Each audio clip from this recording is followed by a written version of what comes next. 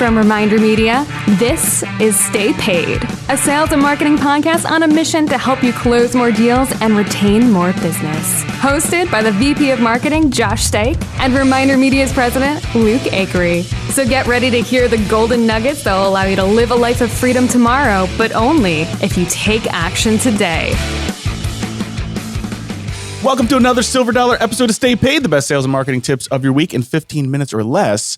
And today we're going to be going a little beyond sales and marketing, talking about mindset and motivation. So much of sales is mindset and motivation. So yeah, it technically plays in. I'm kind of thrown off though. You didn't say your name. Oh, I'm Josh Steik. You didn't say my name. I'm like, whoa. Ariel was making fun of me before Josh the podcast. Steik, I'm Luke Akery. She was literally going through my intro because I'm so not scripted, but it's just I get into the rhythm. I keep doing the same intro. Yeah. I am thinking about though the idea of the silver dollars. I think like maybe we should have called them quarters because they're a quarter of an hour. Sometimes. Yeah, but the silver dollar comes from the golden nugget. Yeah, we've actually been our golden nuggets. Our interviews are longer, but we have a survey out right now. And we're getting some feedback that maybe you guys want shorter interviews. So if you haven't taken everything we're doing right now, cut out. If you haven't taken our survey, go to staypaidpodcast.com/survey and let us know what you think as well, because some of the initial feedback has given us some really cool insight into how we can make the show better. But in terms of what we're talking about today, obviously motivation. Look, we're halfway through the year. Yeah. You know, maybe that new polish of the new year has kind of worn off. Maybe you find your motivation slipping. Life's getting busy. Yeah. Summer vacations are coming up. We feel it right now in our own business. We've got all of these scheduling things and everything feels so stressful. Maybe you're kind of losing sight of your goal. Maybe you're starting to lose some of that motivation that you came into the new year with. So the question here that we're going to talk about today is going over some of the tips for how to find that motivation again and get back focused towards your goals. Yeah, that's I think the key. And also, I just sub point I would make is that most people only look at their goals one time a year. And the top people in any industry are constantly reflecting on their goals, constantly reevaluating. This is a perfect time because you're almost technically halfway through the year. I think, I don't know by the time this comes out, but end of June would be technically halfway through the year. Yep. So where are you at towards your goals? And I think one of the keys to motivation is just that, is what is your ultimate why? And what is driving you to do what you do every single day? And the tangible tip that I would give to you, and this, I'm just going to use a 20-year vision as an example, but it could be a 10-year vision, could be a 5-year vision, but sitting down and actually practically writing out, hey, where am I going to be at in 20 years? Yeah. It was so funny. My wife and I celebrated our 9-year anniversary. Congratulations. Thank you very much. Made it 9 years.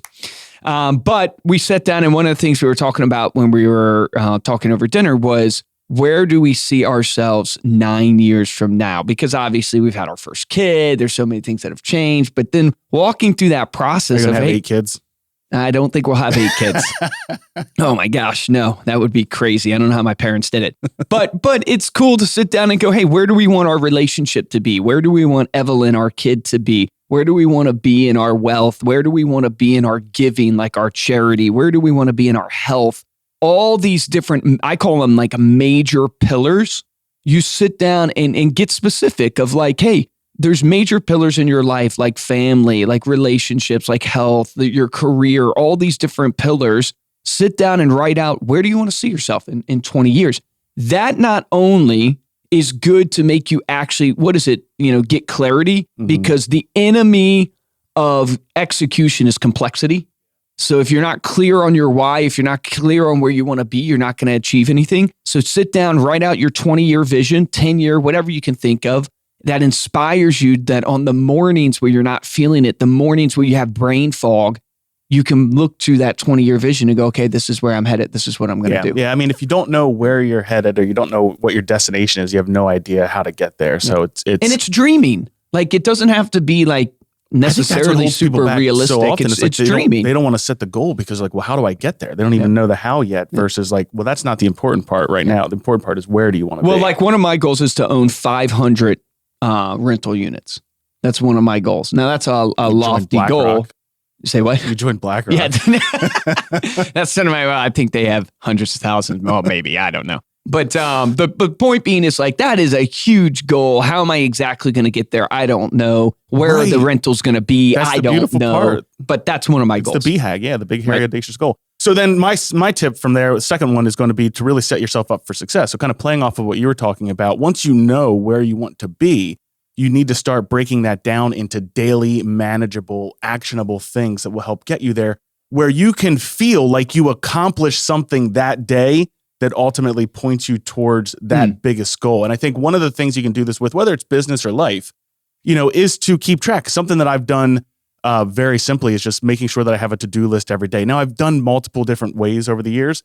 I used to use what is called, I think I'm going to order another one of these because researching for this podcast actually got me remotivated. So I love that. So there's a bonus tip. If you want to find your motivation, do podcasts. Force yourself to do a presentation on how to find your motivation and you'll get motivated real quick.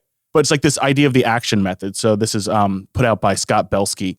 I think now it's with Behance. But anyway, it's a book. The whole book is kind of developed around this idea of whenever you're sitting in meetings or you're looking at your goals, and you're taking all these notes, you don't really have any action items. So like the right-hand side of the page is all dedicated just specific action items. And then your goal really each day is to make sure that you get those action items checked off. Also, a great way to take care of the little operational things that need to be done without losing focus on what you're trying to achieve. So spending your time and energy in the actual areas that you want to achieve, then you're kind of letting this to-do list pile up. And then now today I use Microsoft To Do because we have Microsoft Office and it's all digital. But keeping track of those operational things so I can stay focused on what I need to get done. And then at the end of the day, I can just go through, okay, what do I need to take care of for everybody else? So that's really, I think, the most important thing there is making sure you're staying focused on your goal and then breaking it down so you feel like you actually accomplished something that day. There's so much in the psychology of motivation that achieving a little task, like I posted on my Instagram yesterday, like I mentally feel so much better after I've gone to the gym. And I think so much of that, I physically feel more tired and exhausted and all this stuff, but mentally I feel so much better. It's because you've accomplished something. I think it was Ed Milet that said, look, you want to know how you build your confidence is you keep the promises that you made to yourself, right? So in simply executing and doing little things that are on your to-do list, hey, I need to do X, I need to do Y, I need to do Z. When you cross those off, like you've done them, you're actually building your confidence. That's why your first to do is always make a to-do list. Yeah. So you just check it off right away. The simplicity of a to-do list is, all right, number 3. Amazing. Okay, number 3 tip for motivation.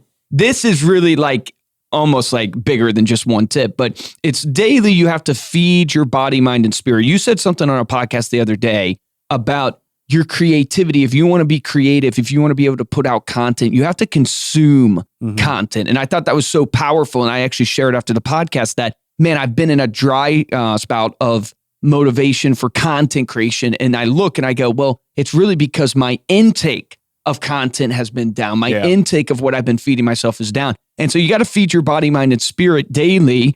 And you need to look at what I call are the main pillars of what affects who you are. If you want to know who you are, you got to look at what books you're reading. You got to look at what TV shows or YouTube videos, whatever it is that you're watching. You got to look at what you're listening to, both music, podcasting, all that stuff. And then look at who you're hanging around. And I should add a fifth, really. It's look at what you're eating.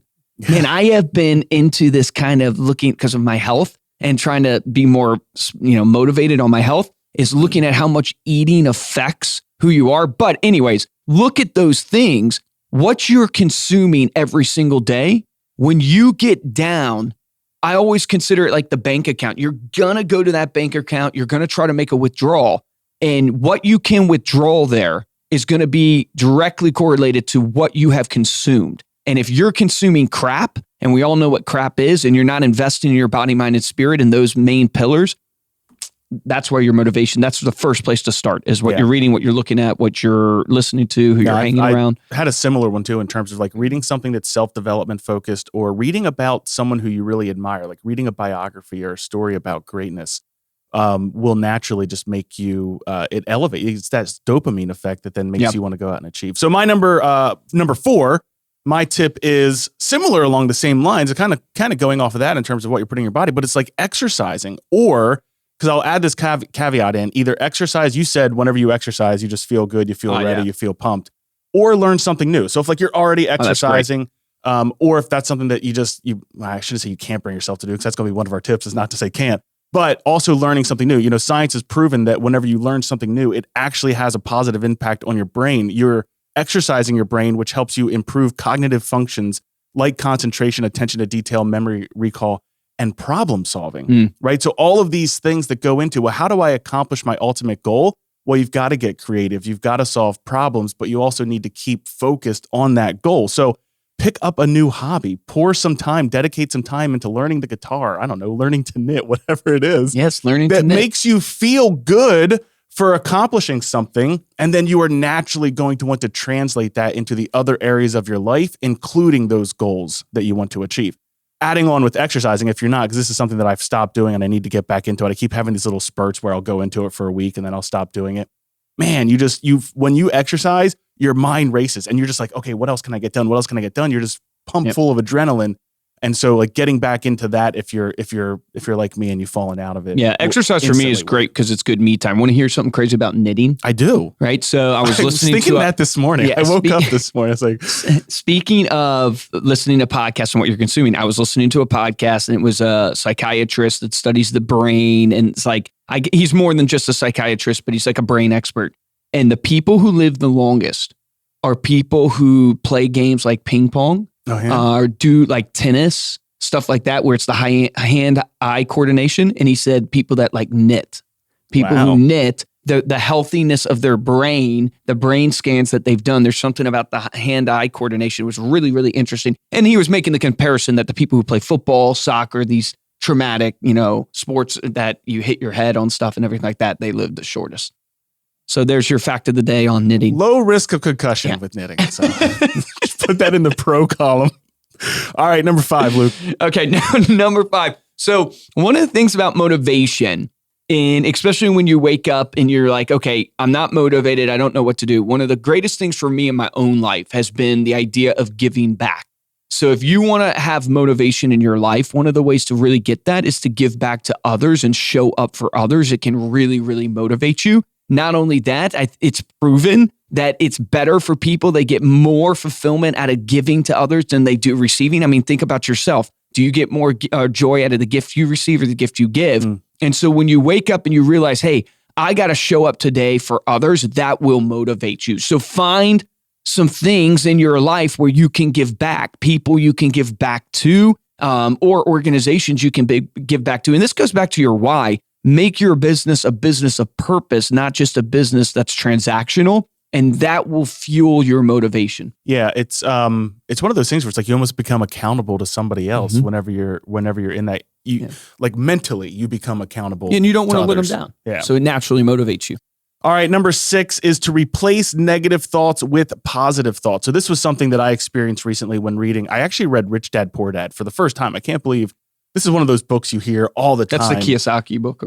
People talk about and, on their top books of all time. And so I read it a couple months ago, and I thought one of the most powerful things that he speaks about in that book is this idea of replacing the word I can't with how can I. So, well, I can't be rich, or I can't make this money, or I can't afford it is kind of the biggest example there. It's like, stop saying I can't and start saying how can I afford it? And that will automatically switch your brain to get creative, get resourceful, and go into that problem-solving mode. And you can do this with any of your goals. The idea of wanting to own 500 rental properties, I think a lot of people would sit there and say, I could never own 500. I don't even have one. I don't even know where to begin. It's a great point. Well, once you say, no, I want to own 500 rental properties, the next question to set you on the positive path towards that motivation is, how can I get one rental property? And then from there, how can I get a second? And like going back to the books, the resources, Rich Dad Poor Dad's a great place to start when it comes to that, because it's all about building assets and walks through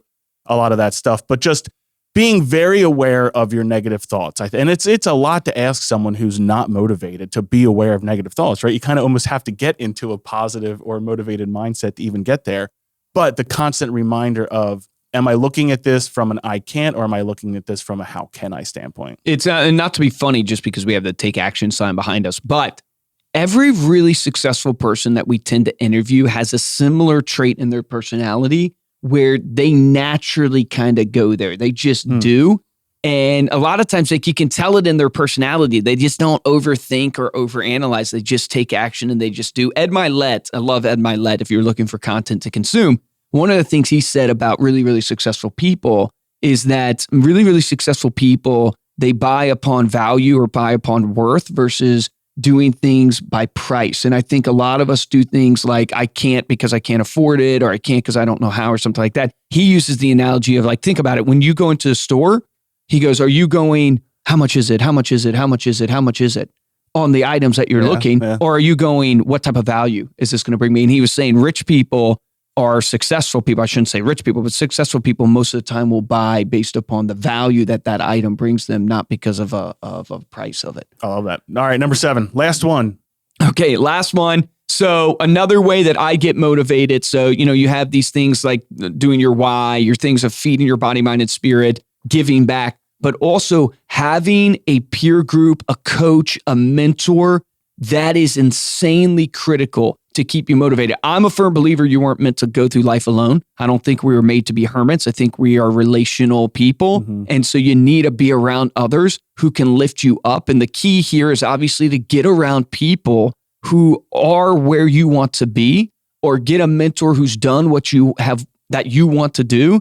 And that's really, really helped me in my years where I've been down and out. I can at least call them, or they can reach out to me. If you set up an accountability structure, it's really, really helped me, and it keeps you focused. Like one of my mentors is actually so I have a couple of mentors, but one of my mentors is actually the pastor in my church. And one of the reasons why I chose him is because he's actually a business guy himself. So he has an architecture and engineering firm. He has like 60 employees, 3 or 4 different offices, but it helps align him specifically in the pillar of my life of faith and business. Like, how do you be successful in business, but still be, someone who's aligned in their faith? And he's accomplished that. And that's what drew me to his church. So there's different mentors for different aspects of your life, but having someone, then I have a peer group in YPO where we meet once a month with about, it's now 9 other people or 10 other people, where we meet 4 hours once a month, masterminding. And I'm telling you, most of the stuff we cover is very personal stuff about what's going on in my life. Like what happened the last 30 days, where are the best things, the bottom 5%, the top 5%, and everybody goes around and we help each other in those areas. These things are good resets to keep me motivated and keep me going. I look at it as positive peer pressure, right? So we know peer pressure works obviously on the negative side, but also like intentional positive peer pressure hanging around those people that are accomplishing or where you want to be. Yeah. All right, there you go. There are our 7 tips for helping you find your motivation going into the second half here of 2021. Thank you so much for listening. You can head on over to staypaidpodcast.com for the show notes and the video of this episode to support the show. We'd love it if you subscribe on Apple Podcasts, leave us a review, and then share this episode with a friend. If you've got someone in your life know that you need. That would motivate Josh and I. If you share it, if you 5-star review it, that will motivate us. That'll motivate us. We should have put that in the list. Getting actual. Number 8, share, stay paid. Did you guys hear about the kidnapping at the elementary school, though? No. It's okay. He woke up.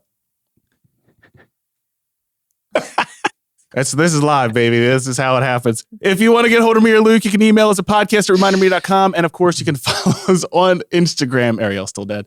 We are at Stay Paid Podcast. For this episode of Stay Paid, I'm Joshua Stike. Guys, and I'm Luke Acree. Action item from this is, look, motivation is one of the key things to help you keep going. Remember, you're not going to feel it every single day. That's why you need to put things in your life, technical or habits in your life that help fuel the motivation, because some days you're going to feel more motivated than other days. Some days you're going to feel more up. Some days you're going to feel more down. So apply one of these tips. Each of these are really, really good. Apply one of these tips. Remember, the difference between a top producer and a mediocre producer is top producers hear this list and they actually apply something. Mediocre producers, they listen to this and they say, that's good, and then they forget about it. Don't be a mediocre producer. Take action on this today.